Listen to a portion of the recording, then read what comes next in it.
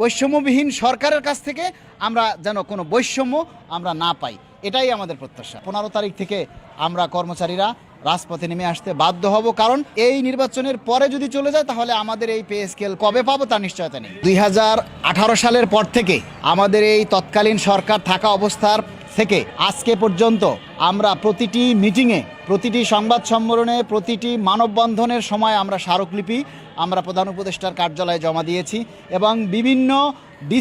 DC থেকে সারা বাংলাদেশের যে 64টা জেলা রয়েছে সেখানে ডিসির মাধ্যমেও বিভিন্ন জায়গা থেকে বিভিন্ন সংগঠনের মাধ্যমে এর স্মারকলিপি জমা দেওয়া হয়েছে। পরবর্তীতে পদক্ষেপ আমরা এখন শুধু অপেক্ষা করছি যে আগামী নভেম্বরের মধ্যে বা আগামী 15 ডিসেম্বরের মধ্যে আমরা সময় বেঁধে দিয়েছি, যদি এর মধ্যে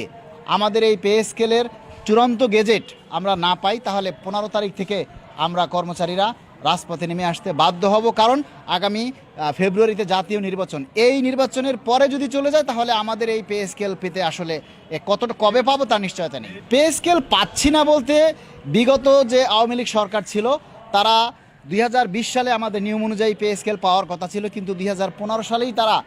এই পে স্কেলের প্রথাটাকে বাতিল করে যায় এবং তারা দেয় যে আর কোনো পে স্কেল হবে না। কিন্তু তারা যেটা বলেছিল যে প্রতি বছর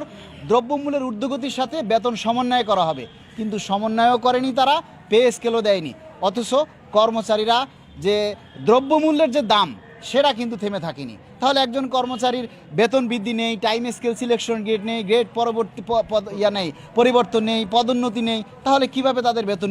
বৃদ্ধি পাবে আর কিভাবে তাদের সংসার চলবে? এখন যেহেতু এই স্বেচ্ছাচারিতা, আমাদের বেতন, আমাদের সব কিছু সরকারই দিচ্ছে, তাহলে আমরা তো এটা সরকারকেই দোষারোপ করব, কারণ এটা তো আমাদেরকে তো আর অন্য কেউ বেতন ভাতা দেয় না, তাই না? এজন্য